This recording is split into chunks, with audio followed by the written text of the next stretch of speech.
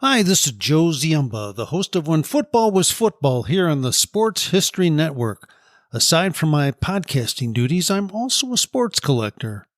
And as such, I'm very pleased to share the exciting news that the Sports History Network has partnered with Rochester Sports Autographs, the largest JSA authenticated autograph distributor in the United States, where you can get deals on over 30,000 autograph sports collectibles. So as a collector, I was very pleased when I visited the site of Rochester Sports Autographs. The massive inventory is easy to search, carefully documented, and visually appealing. The options seem limitless, whether you're looking for an autographed baseball, signed football helmets, or basketball jerseys, among thousands of others. I found everything from a Babe Ruth autograph, a signed football by Dick Butkus, and an autographed Larry Bird basketball jersey. And as a collector, you'll be delighted with the very competitive pricing on JSA authenticated products. Made possible since RSA deals directly with athletes, so there's no extra markup, and the savings are passed on directly to the customer. Perhaps you're looking for an early gift for Mother's Day or Father's Day. Heck, who needs a holiday as an excuse to give a piece of sports history to your loved ones? Or how about yourself? Today seems like a great day to add to your own sports collection, right? RSA even has film, music, and other entertainment autographs on the site, so there's something for everyone. All orders from Rochester Sports Autographs are top quality and shipped to your door with top authentication and a money-back guarantee. And to make sure RSA knows that the Sports History Network sent you, we created a special link for you. All you need to do is head to shoprsa.com/SHN. That's shoprsa.com/SHN to get your own piece of sports history today.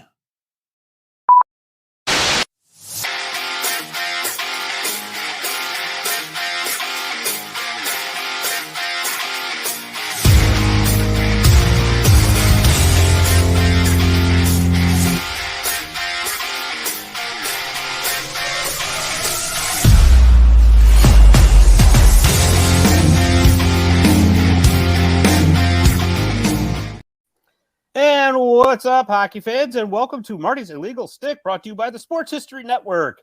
I'm your host, Scott Kinville, and I got my co-host with me today. We got a lot to talk about. We're going to get diving right in. First of all, I got co-host number one, or should I say A, or however you want to put it. He is the Beer League All-Star. He's Ed Stefaniak. What's going on, Ed? I got my first penalty in the C League, and my own teammate on the Rats called it Verm.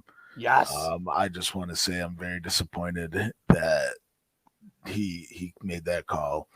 I'm not sorry whatsoever, and I will do that 10 out of 10 times. Did he get you for embellishment? No, this guy. I got the puck and I chipped it around this guy, and he just stood right in front of me, so I blew right through him. Way to go, pal. Way to go. Well, I'll tell you what, while you're sitting in the penalty box, I'm going to bring in co-host. If you're co-host number one, this guy's co-host number A, or letter A. He's Chris Mazzotti. Chris, what's going on? Hey, what's going on, guys? So, Ed, did you go from Beer League All-Star to C League Goon? I've been Beer League Goon my whole life. I think I led the league in penalties for a couple seasons now in the Clinton League. Proud of myself for that one. It's just something my own dad sheds a tear when he sees me leading the league in penalties. Where do you play? Clinton Arena? Yeah. Nice. Yeah, that's our second league. Historic Clinton Arena. I love that place. I hope we never move. I do too. You know, I hope we never move.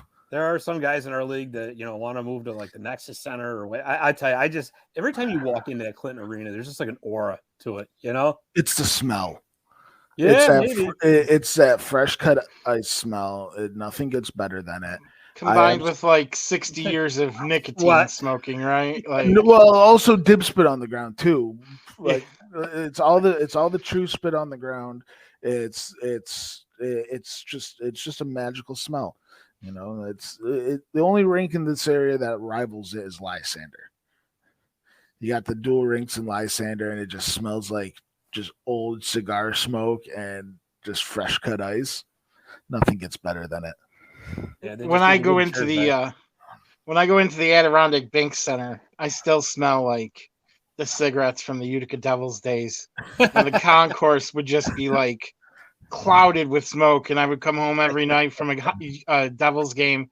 My mother would go like, you reek of smoke, like, and I'd be like, I'm 12 years old, Ma. I wasn't smoking. Like, there's 3,000 people. What do you want from me? 2,000 people smoking around me. What am I supposed to do? All I wanted was some, a soda. Like, You got a bag of popcorn and a pack of Newport Reds. For $1.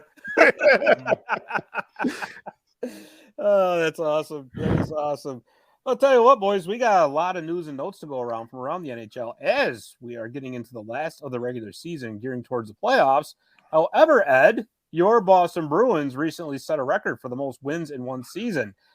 63 wins. Impressive. Very impressive. If they don't win the cup, it doesn't matter. Are you saying it's cup or bust? Cup or bust. It has to be.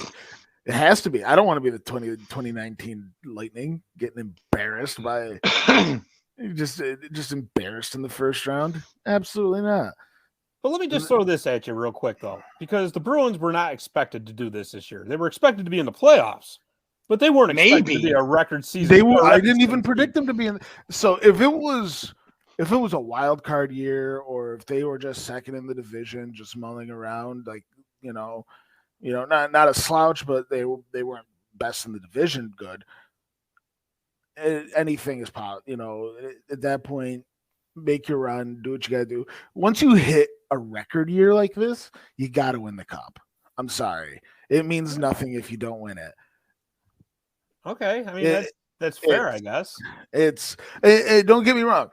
When it was December and we were all like, Boston's still pretty good this year. What's going on? And you're looking at it and you're just like, well, the flame's it's gonna flame out one day, soon. It'll flame out mid-February, mid-March. And it hasn't yet. You gotta continue. You gotta win the cup. Yeah, I mean, I will say, and we've said this before, at least I have. I mean, things have gone extremely right for this team this season. I mean, let's face it, right? McAvoy and Marchand both came back sooner than expected at the beginning of the season. The only real injury I can think of that they've had to deal with was Jake DeBrusk, right? And he was out 3-4 weeks. Yeah, he was out a few weeks with his fibula broken. It was something, which is superhuman when you think of it. Wasn't Hall out for a little while? Hall's been out, but I mean, we were talking about him earlier. He's not the superstar he once was. But he's back now, right? He's back now. I think there's some LTIR goofing that you regularly see in today's game. We'll definitely get into that a little bit later on. Yeah, I guess I'll say about that. Yeah, but it's but for like major injuries, Bergeron's missed a game here and there. Marchand only missed a handful of games in the beginning. Same with McAvoy. I think McAvoy missed like a game recently. But was that just resting him, or is that? Yeah, I think they're just resting him right now. Yeah, like here and there. Mazzotti, will the President's Trophy be a curse for the Boston Bruins? Here's what I would be afraid of if I was a Bruins fan. First of all, they had a lot of comeback games this year. I know. They had a bunch of games where like they tied it up in the last couple minutes and then won in overtime or just won it like in the last couple minutes after coming back.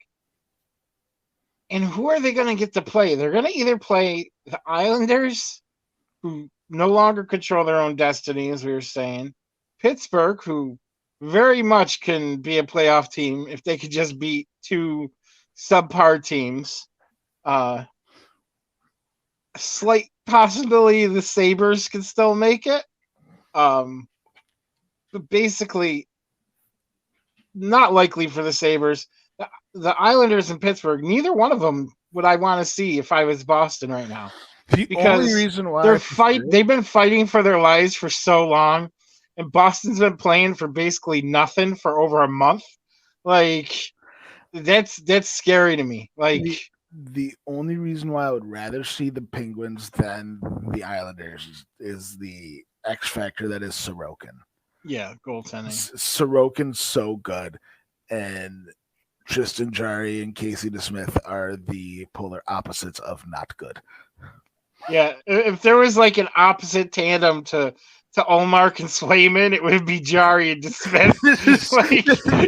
They're doing everything they can to sink the Penguins. They're just like, we're gonna get Bedard to play with Crosby next year, and it'll never happen. You can't figure out who the starter is in Boston for half the year. You're like, is it Ullmark? Is it Swayman? They're both so good. In Pittsburgh, it's just the opposite. It's like, who's the starter? Is it Jarry? Is it DeSmith? I don't know. They both stink. Who cares? But yeah, other than that, but you can never put down Sidney Crosby. Never. No, you're absolutely Never. right. And Sidney Crosby, he Crosby's a beast. It's just ridiculous what he manages to get done. It manages, to lift his teammates up to. It's. I think that goes underrated in the history of Crosby. Yeah, I think it does too. I remember when I was a kid, and Crosby was like still Sid the Kid, and I hated him. I complained about him every day. I'm just like, he's a crybaby. He's this, he's that. The older I've gotten, the more I've grown to appreciate Crosby, and I don't know if it's because he matured or I did. Probably both. Yeah, it could be both. Probably both. But he was definitely a jerk when he got into the league. Yes, he was. He was. But the thing about Crosby is, like, the other day, Colby Armstrong was interviewing him on TNT, and he said something about to Crosby, like, am I the best winger you ever got to play with? Or who is? He's like, it's me, isn't it, Sid? It's me. He's like, am I supposed to say that? And then you start thinking about, like, hey, Colby, like, you should be thanking the stars you got to play with Sidney Crosby. Nobody would even know who the hell you are if you didn't play with Sidney Crosby. Like, well, it's also part of that ball busting culture that Spit and Chicklets kind of brought up. And and Ed lost the visual. That's right. We got his audio. That's all that counts. Yeah, no, the audio is what counts. But yeah, no, you know what? I mean, you guys are absolutely right about, like, Colby. Let's put it this way. All right, a fire hydrant can get 20 goals playing on Sidney Crosby's line. Okay, there's no doubt about it. You got to respect what Sidney Crosby has done. And I'm in the same boat as you guys. I couldn't stand him for the longest time because, to me, he kind of came off as whiny. There was an arrogance about him. But you're right. I think exactly. As the years have gone on, he's kind of chilled out and matured, which is obviously a good thing. However, I am not afraid if I'm the Boston Bruins or the Pittsburgh Penguins at all, for reasons you guys just said. I mean, they're basically riding a win streak they had in the middle of the season to almost a playoff spot. The Islanders, I mean, I'll tell you guys, I thought a week ago that they were going to be the team that's primed to upset somebody. And then all of a sudden they just they did this 180. Now they could possibly get Matt Barzal back, which will help. But I still, like you guys said, would not want to face a team that's got Ilya Sorokin in goal. All of a sudden, I'm starting to wonder about the Florida Panthers. I'm starting to wonder about them because we talked about this before, right? With Sergei Bobrovsky in goal. Now, all of a sudden, that signing looks really good, right? Because remember, when they drafted Spencer Knight, and they're like, oh, my God, they gave Bobrovsky 7 years, $9 million. Everybody's like, what are they doing? Spencer Knight's the future, right? Well, now they got Alex Lyon backing up Sergei Bobrovsky. And Bobrovsky is a proven winner. 2-time Vezina Trophy winner. You can't take that away from him. So I will say that if Florida doesn't get Boston, they can be the ones that are primed for upset. I don't think the Boston Bruins are going to lose in the first round. I really don't. What I'm concerned with about the Boston Bruins, like for reasons we've just stated, things have gone too right for that team, for one thing. And two, and I'm not picking on Linus Ullmark at all because I really think that's a great story. I do. But we talked about this last week with him. Now, he's up to 48 games played this year, okay? Guess what the most games he's played in a season is? I think it was like 52 when he was with the Sabres. It's 48 this season. Oh, is it? He has never played more than 48 games in a season. So what I'm starting to wonder is this. If I'm even the Boston in the Bruins, even in the A. So you get into the second round of the playoffs, let's say, because they're going to get through the first round. I don't see an upset happening there, okay? Linus Ullmark's minutes have been managed very well by Boston. Thank you, Mr. Jeremy Swayman. Once you get to the playoffs, so you don't do that 1A, 1B. You pick somebody and you ride that pony, right? Which most likely is going to be Linus Ullmark. Is he going to hold up into the second round, into the third round? When all of a sudden you're starting to play a lot. You're playing every other day. You got the travel mixed in there. You're not getting that rest like you did. That's what I'm wondering. Because Mazzotti, you just pointed it out. They've played an awful lot of come from behind games. An awful lot of them. Here's the best part, though. We already know who Boston will play if they make past the first round. Because Austin Matthews said they're going to sweep the Lightning. Yeah. So it's going to be the Lightning. Yeah. So Toronto's going to be all rested up, ready to face Boston, you know. And as we know in Toronto and Boston series, is they could go any way. I mean, let's say you have a 4-goal lead with 10 minutes left in the third period. Okay. And actually, Mazzotti, I was wrong about the A. He did play 55 games for the Amherst Rochester Americans in 2016-17. So still a long time ago. But again, you never know what could happen. And there's always that one great goaltending story every year, right? And so far, Linus Ullmark's been it. You know what? There's always that one great goaltending injury, too. Kreider on Carey Price, right? Like, stuff happens in the playoffs. Guys come in harder. They do not lay up. And it's dangerous for goalies out there. And I don't like to see a goalie hurt like that, but, you know, it happens. You're right. And I think Boston's pretty well primed if that does happen. I think Swayman is definitely competent number 2 or 1 and B or whatever you want to call him. And then who do they got behind him again, Ed? Behind Swayman? Brandon Brucey is down in the A. Yeah, he's had a heck of a season. There you go. So, like, you never know who has to come up and, you know, hamburglar this thing. So, you know, it can happen. So I'm not, like I said, I don't think if Boston gets past the first round, then I'm worried about Boston. But until they do it, I'll hope for one of these wild card teams to take them out.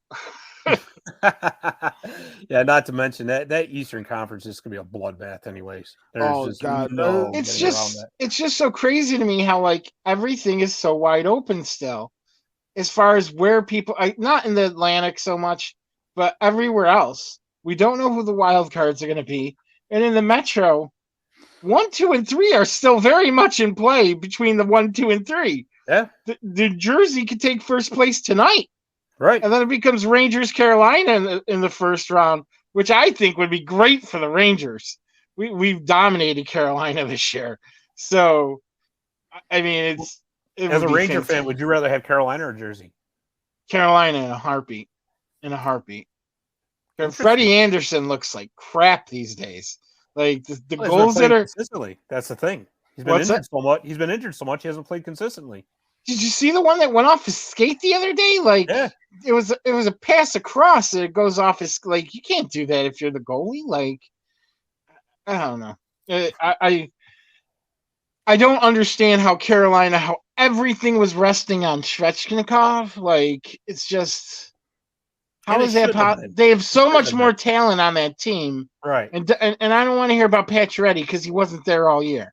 So that shouldn't matter. Yeah, exactly. Yeah, he played like what, 3 games? Like something like that. Yeah. And frankly, from looking at Pacioretty, I think you're better off him not playing.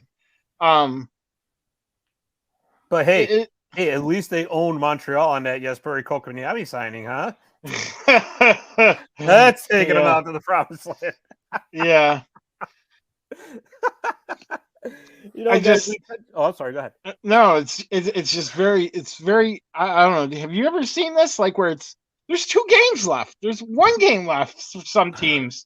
And like, there's still so much jockeying that can go on. Yeah, there really is.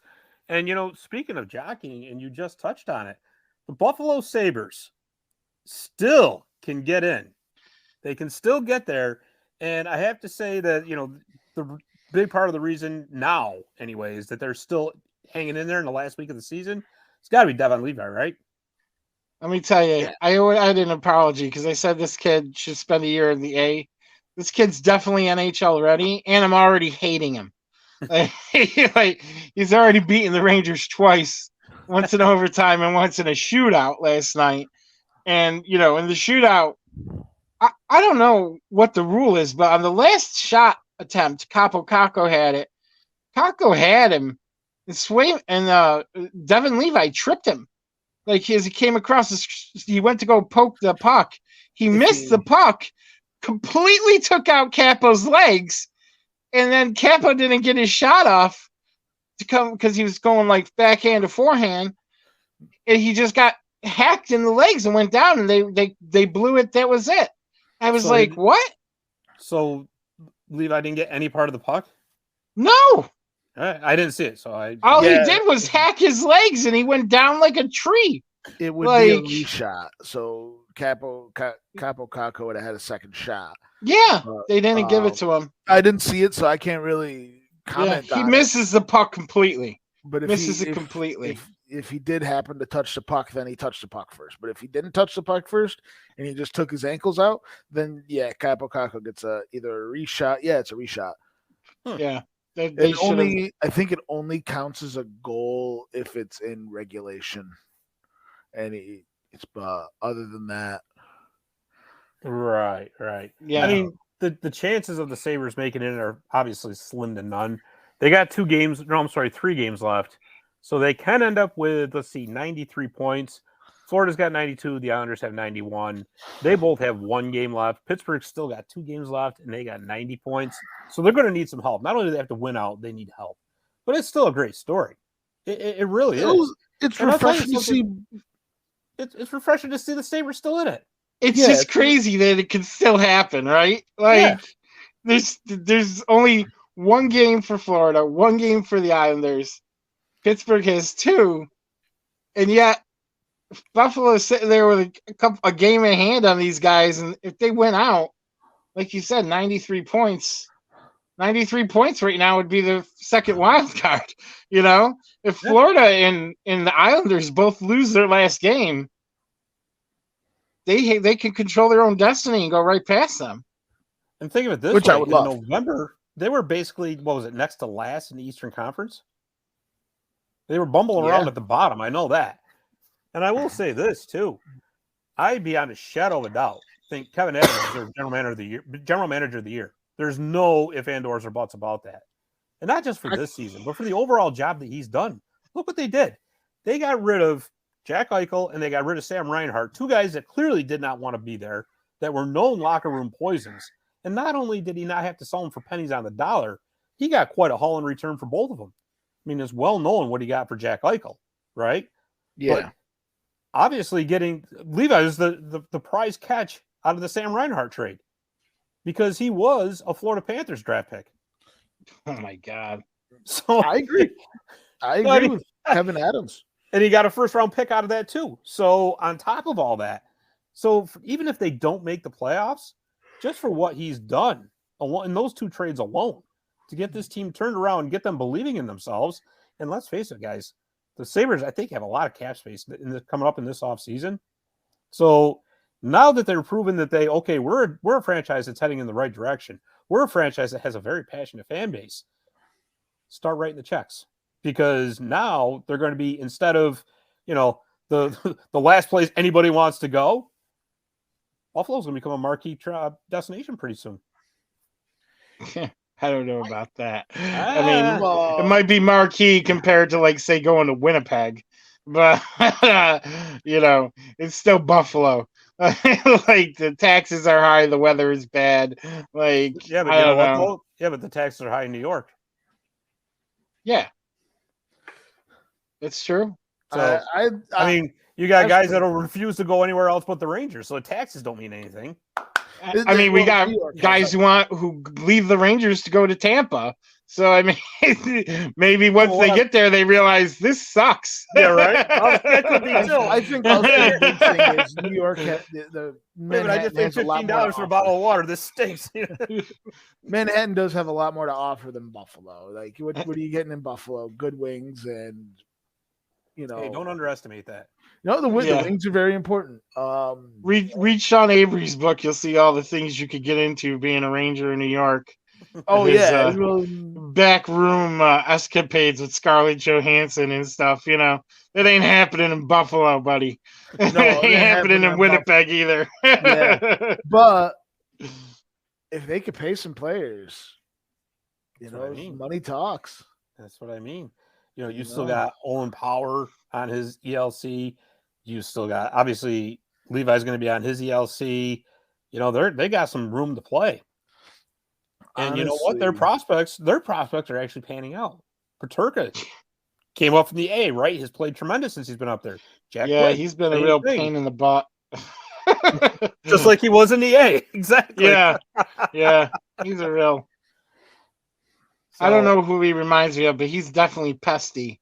Like he's quite a pest out there. Yep. But the Devin Levi's taking this train and riding it, man. And if the Sabres can accomplish it, it'd be quite a thing. But unfortunately, I don't see them beating anybody in the playoffs if they make it. Like probably not. At this point, Boston will sweep through them in 2. It's been so long since Buffalo's made the playoffs that just making it is such a huge accomplishment. Yeah, exactly. It'll be such a huge accomplishment if the Sabres just make it. That because let's face it, they're at the point in their franchise where it's been so long that you celebrate Thanksgiving and then you celebrate the Sabres being knocked out of the playoffs. So the fact that they're playing meaningful games in April, it's such a young team would be great for them. Yeah, I'll tell you something else amazing happened last night too. You guys all know about blackout restrictions in the NHL. Well, guess what happened last night? Did they forget to black out a game? The Rangers have met their blackout requirements for the year. So last night I actually got to watch the Rangers broadcast when they played the Sabres.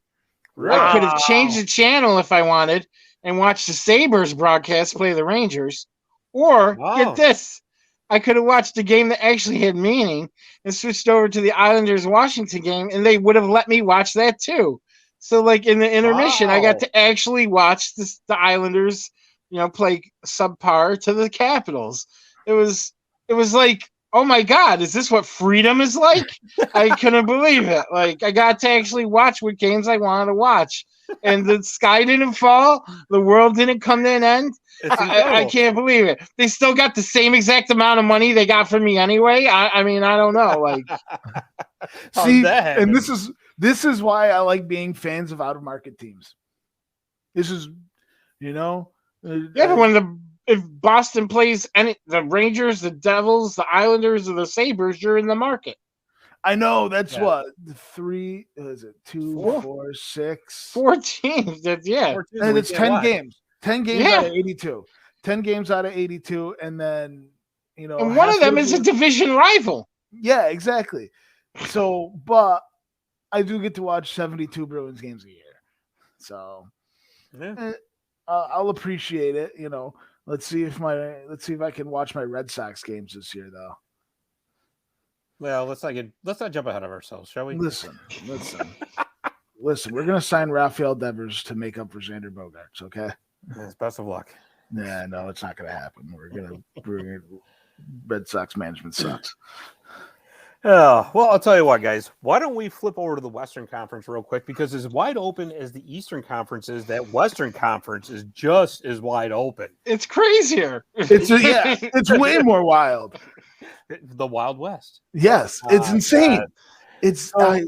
It is. It's crazy. All of a sudden, Colorado looks like the Stanley Cup champs again, after being basically dead in the water for 80% of the season.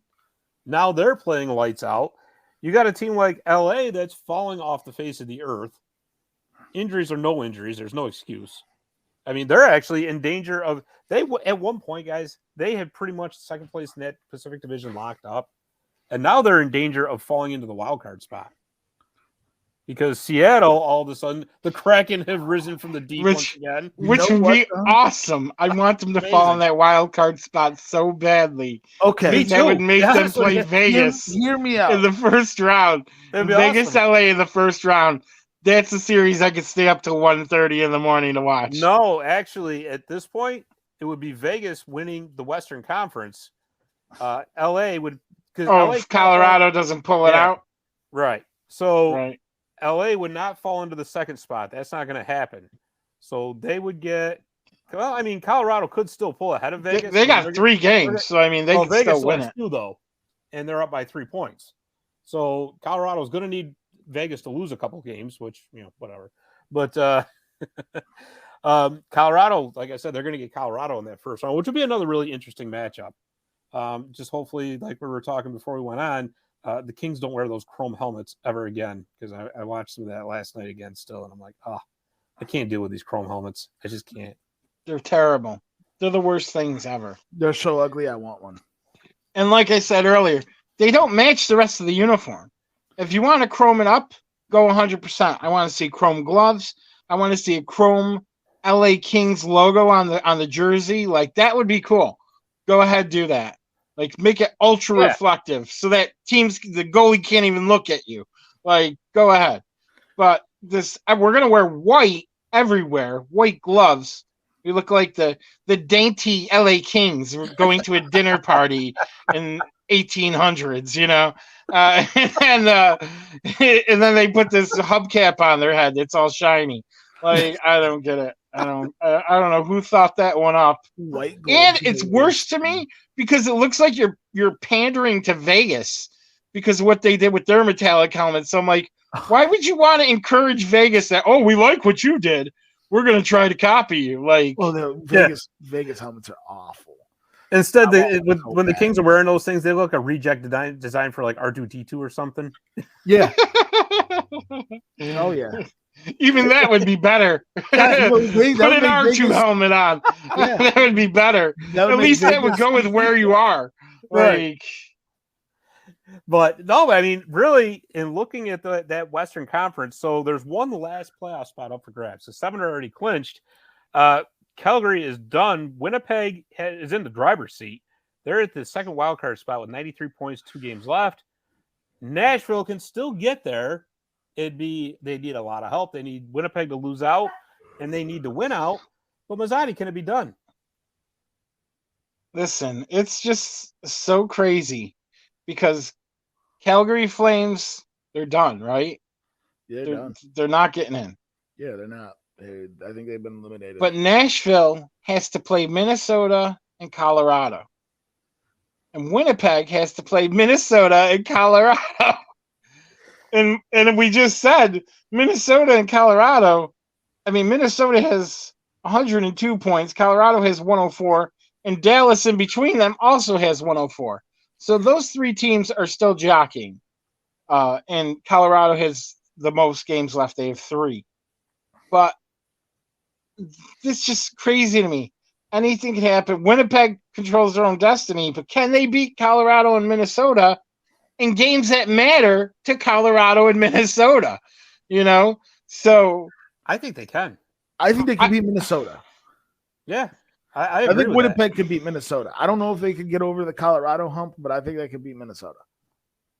Yeah, I think that's what's going to end up happening. Is I think once Winnipeg beats Minnesota, Nashville's basically going to be cooked at that point. Yeah, because they only can get to 94, and once Winnipeg gets to 94, that's it. Yeah. Winnipeg has a tie. Right, Winnipeg needs basically 1 point, and that's going to be the end of it right there. Yeah, they just need a loser point. If they bring Minnesota to overtime, then it's done. But going back to what you were saying about LA, Scott, in the Pacific, Vegas has to play Seattle twice this week. I know. So it's like Seattle could climb right in there, and then you're looking at Vegas lost twice, and say Colorado wins. Oh, all of a sudden that scenario does happen. Vegas ends up playing LA. Could end up in first place. Yeah, Edmonton could. They could. I doubt it, but I think they could. I don't have any confidence in Edmonton. They've given me none. Even with Stuart Skinner playing hot. I mean, they just score more, right? They're the 1986 Oilers. We're just going to outscore you. Our goaltending just has to be okay, which, Grant Fuhr ended up being better than okay, but, I don't know. 105 for the Oilers. They got 2 games left. Who are their games against? Let's take a look. See here. I think they're done against LA, so let's pull that up and take a look. They have the Sharks. Oh, geez. Ooh. They've checked out. They're not even trying. They've been checked out. So let's see. Yeah, you're right. The Sharks. What's that? Home? Nope. They're excited for Bedard in San Jose. Yeah, right. Oh, tonight Colorado. Tonight they're at Colorado. So yeah, that's tonight. So there you go, right there. You talk about a game that means something all of a sudden. That's it. Yeah, that's it for this. Edmonton season is tonight, as far as where they want to finish. Right. Right. Because truthfully, they lose that game tonight. You're probably resting starters in that game against San Jose because why risk getting anybody injured? Yeah. Although they've lost to San Jose, I think, in the last month or so. So San Jose can be a pesky team. They really can. The first 2 periods they can be pesky, but then that third period, then they forget about the third. Yeah, then they don't know what third period. Like, guys, we had a great 2 periods. Let's just let's hang our heads on that and forget about the third. Have some beers here in the second intermission. Relax. We're up by a goal. But you were talking about Vegas, and I did notice that Mark Stone is practicing again, coming off his second back surgery. Vegas uses LTIR pretty good to load up for the trade deadline. So Never far, seen them do that before. Yeah, right. Well, anybody this movie at this point. Not denying that Mark Stone had a serious injury. He did. The timing of all this is just unreal, right? It's peculiar. So we don't even know for sure if he's going to be playing in the playoffs, but the very fact that he's back practicing kind of lends me to believe that if Vegas, even getting in the later part of the first round, he may play.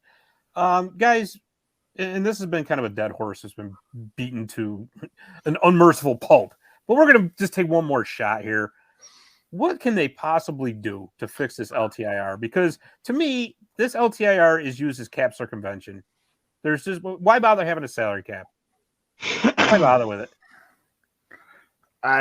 I honestly, you threw out an idea when we were off air, and that's really the best idea I've heard. I really can't even think of one right now. I mean, it's just insane how time and time again we see teams just abuse the LTIR system. I can't think of an idea to fix it either. Like it really is just a beast of its own. Well, let's see. The last 4 Stanley Cup winners have all used it. They've all been over the cap, right? Yeah, well, because it disappears once the playoffs start. So, I mean, we had Kucherov one year. We had Stamkos another year. Kane, actually, the McKinnon last year, right? The Blackhawks started all that with Patrick Kane in 2015, if you'll recall, because he got hit by. Ed and I were talking about that. I think his last name was Petrovic or something. I can't remember what his name was. I remember Mark Petrovic. I don't remember who hit Kane. Yeah, I thought it was him. But anyways, it may not have been. But anyways, it was Patrick Kane. The guy. It was like December he got hit. It was in November or December or something like that. And they were already rolling. I mean, the Blackhawks were just a wagon back then. Wasn't that the shortened season for the? What's it called? Yeah. No, that was 13. You're thinking of 13. Oh, I'm thinking of 13. So, anyways, he broke his collarbone or something, and they give him an 8-week timeline to recover. Well, that wasn't good enough because wait a minute, we're over the cap now because if you recall, Taves and Kane's contracts back then were like the Goliath in the room. So they were doing well enough. They were going to make the playoffs. They had their spot locked up. They're like, Pat, just practice with us for a couple months. But we're not going to take you off LTIR because we need that LTIR at the trade deadline. And they went way over. They loaded up, and obviously what happened. And that's kind of where the They trend got started. Hossa, right? Isn't that when they got Hossa? No, No, they got Hossa for the first cup. Yeah, that was they had him since 2010. Oh, that's right. Okay. They had him since 2010. That's right. And then he was on LTIR for the rash for 2 seasons. And then ended up surprise in Arizona. Oh, Yeah. No way. His LTIR was real though. Yeah. That one was a devastating one. but yeah, he couldn't wear hockey gear. Yeah, if I could recall, he couldn't wear hockey gear because it gave him a rash. Yeah, even though he had been doing it for 18 seasons. He had a rash, and the hockey gear he said it felt like 1,000 needles going into his skin. Yeah, but then it cleared up, and then he couldn't wear it. Like the hockey gear was also causing it. He might have gained an allergy to what the stuff the gear's made out of, the material. Either way, it kept him out. Like it's something you don't want to see. And definitely, I can kind of sympathize with it because I've had gear that has caused rashes. I've had gear that's caused me pain. I also find it convenient that this only happened after he won a Stanley Cup. Well, it didn't happen for the 3 years he was a journeyman before that, trying to jump onto every team that was favored to win the cup. And I got to see him lose, and I loved it when he lost with Pittsburgh. And he switches over to Detroit, and then Pittsburgh wins. It was great. It was great. I actually rooted for Pittsburgh that year just because I didn't want to see before the rash. So it's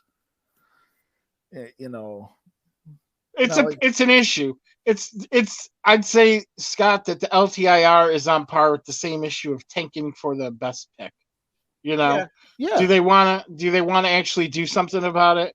I heard a crazy theory this year that or this week that someone suggested that they do the lottery at the beginning of the season, and then what they say is okay, if you finish 8th in your conference, you'll get the first overall pick, and then see if you can land that helicopter into that position. Because as you see right now, it can't be done.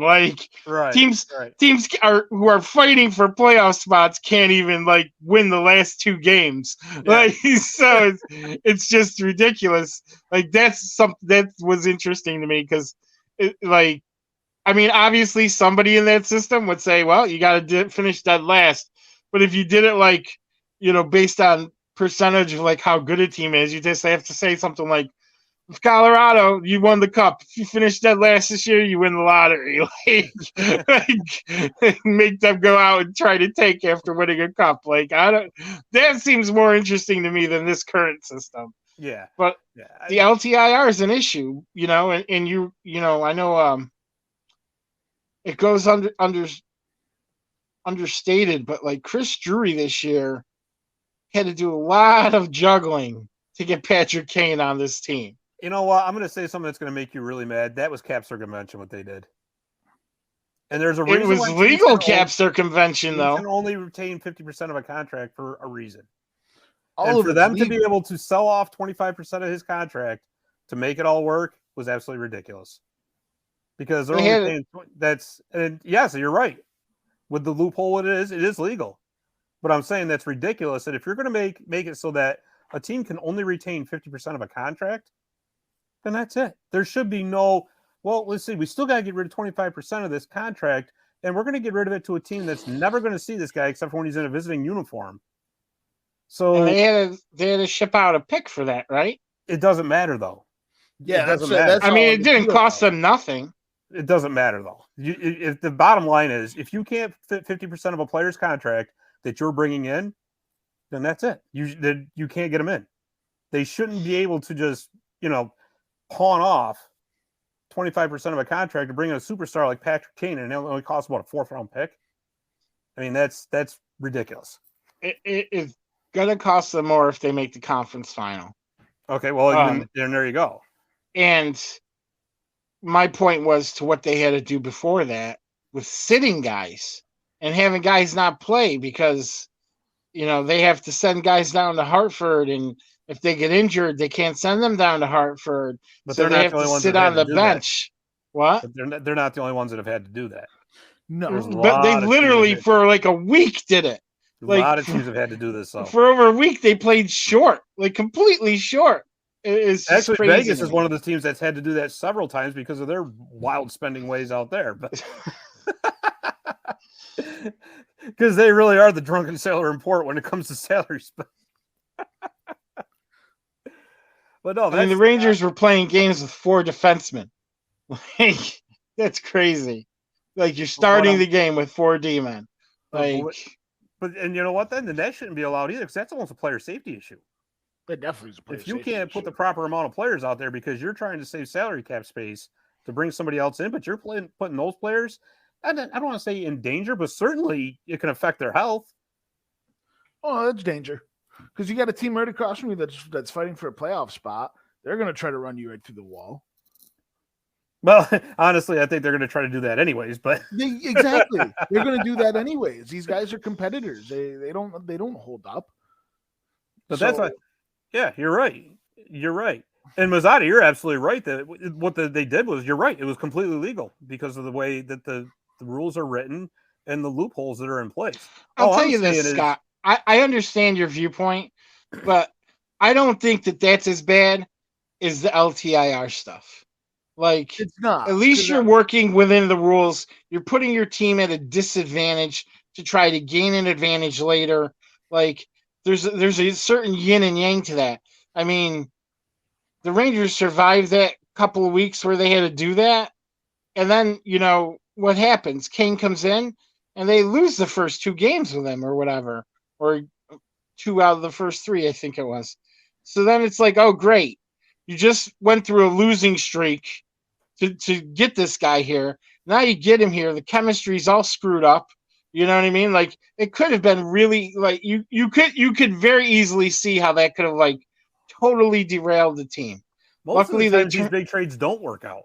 If you really look at it. Absolutely. If you really look at it. Listen, I know that better than anybody, Ole Jokinen. I could go year by year through the 2008 to 2014. Every year they got a superstar that did nothing. Eric Stahl. Like, it's ridiculous. So can we just make this the Mazzotti Rips on the Rangers Trades podcast? I mean, I could do it.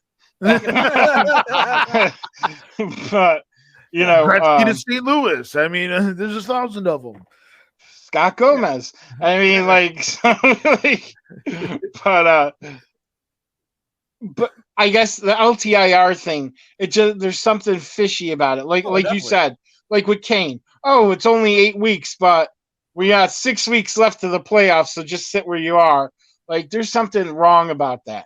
Way wrong about that. And there's no oversight to it. They can say what they want, oh yeah, he's still got a hangnail. He's got to be on LTIR. It's just ridiculous. So that at least what Drury did is all out in the open. We're trying to get Kane. We have to sit this guy. We're going to have to send this guy down. We're going to have to play a guy short, play 2 D-men short because one's hurt and the other one got suspended for hawking a loogie at Doherty. By the way, did you see this week Corey Perry got cowbelled by Adam Fox? Yeah. Adam Fox got a $5,000 fine. In the same game, Shesterkin got cowbelled by Killorn. He got a $5,000 fine. And the whole time I'm thinking, what is $5,000 when you're making $9 million? Like, what is it? Like, is $5,000 anything to any of these players? Is it like buying a pack of gum? Like, can we have a real actual enforcement penalty? It's actually meant to annoy them more than anything. Yeah, it's more of an annoyance. They want it paid in nickels. I really think with player safety, I think it's actually ridiculous that there's only like one person that's in it. To me, that should be a former player. It should be a former referee and like some kind of a former league official. It should be like a 3-person committee. And they get together and decide, because now you got all the different points of view and you come up with it instead of this, because player safety, to me, the Department of Player Safety, it's absolutely ridiculous. To me, I honestly, I think that it's like The Price is Right. When they spin the wheel there, you're trying to land on the dollar. I think that's how they come up with some of these punishments sometimes. $5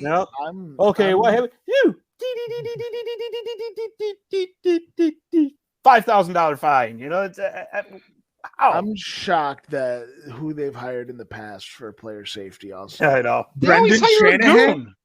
Brendan Shanahan, George Peros. What do they know about player safety? You should get like honestly, the player who I think would be best at it, or the former player I should say, would be those superstars who really didn't muck it up. That's what I'm saying. I say give it to Patrice Bergeron the day he retires. Let him handle it. Right? You know, but he's really, Mr. Selke. You know what I mean? Let Selke winners do it, or something, or Lady Bing winners. Yeah. You know, keep Carrie Fraser away from it. Jesus. Oh boy. Yeah, that's I don't understand where a lot of that comes from. I never will, and I guess it's for decisions for guys like Gary Bettman to make. Ugh. You know, it's the owners making it. They don't want player safety. Right. It's like It's like workplace safety. Workplace safety is a joke. Don't break the rules unless they ask you to. They're supposed to deburr the ends. They don't, and now I get caught. It's on the department that didn't deburr the ends. Why am I getting blamed? Yeah, well, I'll tell you what, guys. It's funny that we were talking about injuries because I have got a Zamboni Time Machine that has everything to do with injuries. And I think you're going to like this one this week because it's about unusual injuries. You guys ready for this? All right. The Zamboni Time Machine is brought to you by Zamboni.com, and the Zamboni name is used with permission. This week, the Zamboni Time Machine takes us back to January 19th, 1945, the date of the most unusual injuries in hockey history. Hockey players are well known for playing through injuries that would sideline normal people. It's not uncommon for players to have teeth knocked out without missing a shift, suffer a cut severe enough to require stitches only to return minutes later. Hell, Bob Baugh once played through a Stanley Cup final on a broken ankle. Harold Mush March would suffer an injury on a fateful night in 1945 that you just don't see every day. Mush played for the Chicago Blackhawks from 1928 to 1945. He was a small guy, but had a penchant for scoring timely goals. He scored the first ever goal in Toronto Maple Leafs Gardens, and he also scored the game-winning goal that gave the Blackhawks their first ever Stanley Cup in 1934. Mush was also known for playing with his tongue hanging out like a panting dog. It would cost Mush on that fateful night in 1945, as a collision on the ice would cause his teeth to bite down and sever his tongue completely off. Oh, yeah. It would actually only take Mush a couple of weeks to recover, but during that time, he could not speak at all. He could only communicate by writing or sign language, and he would retire that season and go on to be an NHL linesman for another 11 years. See how that all works out? If that wasn't unusual enough, how about this one? When a player is playing well, he is said to be on fire. Would you believe this actually happened one night? In 1930, a goalie named Abby Goldberry was playing in a game in the Quebec Junior Leagues. Goldberry took a puck to the chest, which itself isn't unusual, but for whatever reason, he had a box of matches in the shirt he was wearing under his chest protector. The puck made direct contact with the matches, and from there, science took over. The matches ignited and caught Goldberry's gear and uniform on fire. His teammates were able to extinguish him, and although he did suffer some pretty nasty burns, Goldberry made a full recovery. And that, my friends, concludes this week's trip on the Zamboni Time Machine. I wonder if while they were putting him out, somebody yelled "Boom shakalaka." He's on fire! Boom shakalaka! I still play NBA Jam like there's no tomorrow. That's my favorite sports game. It was awesome.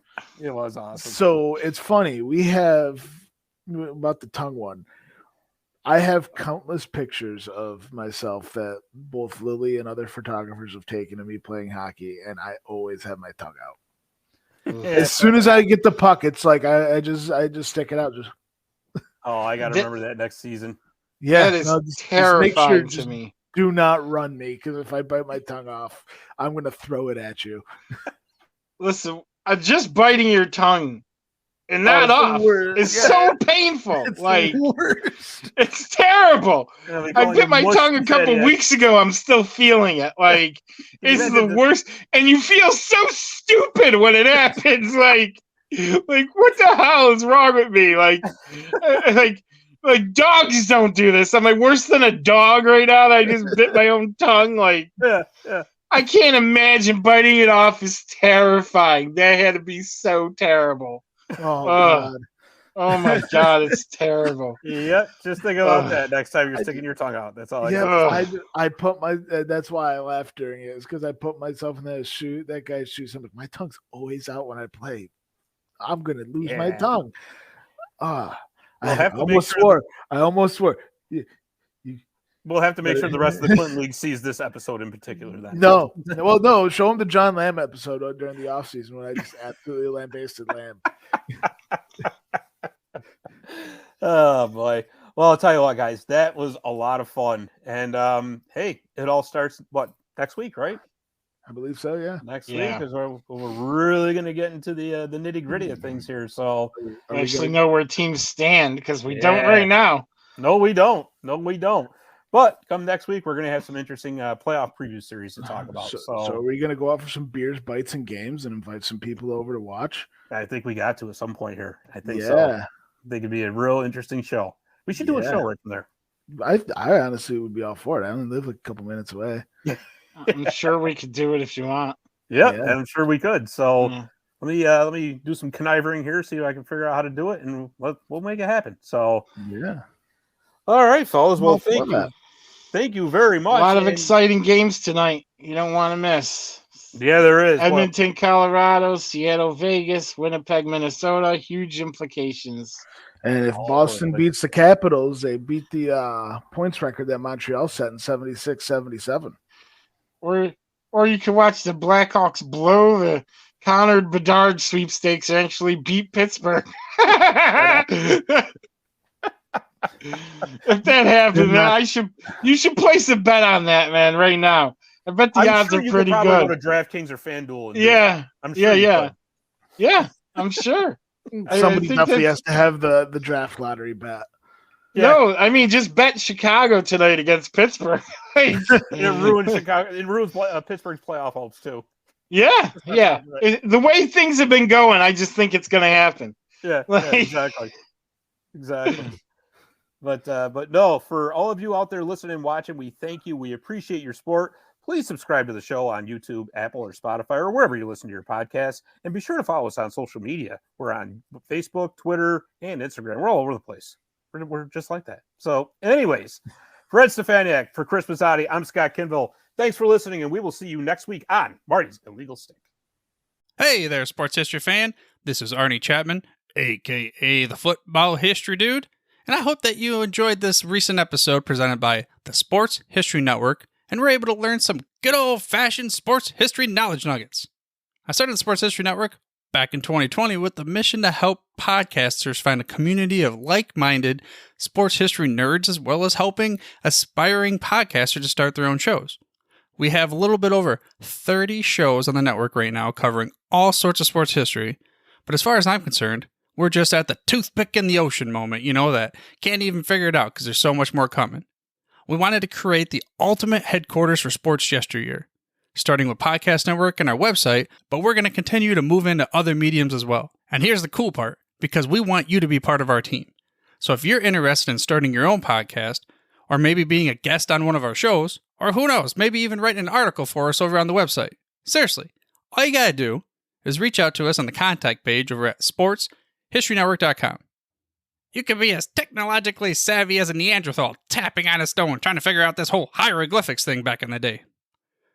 Again, it doesn't matter, because even if you don't understand the whole podcast space, we have a production team that can pretty much help you out with doing everything. All you got to do, head over to sportshistorynetwork.com, head to the contact page, fill it out. That message goes right to me, and I'll reach out to you as soon as I can. But for now, dude, I'm through if you're through.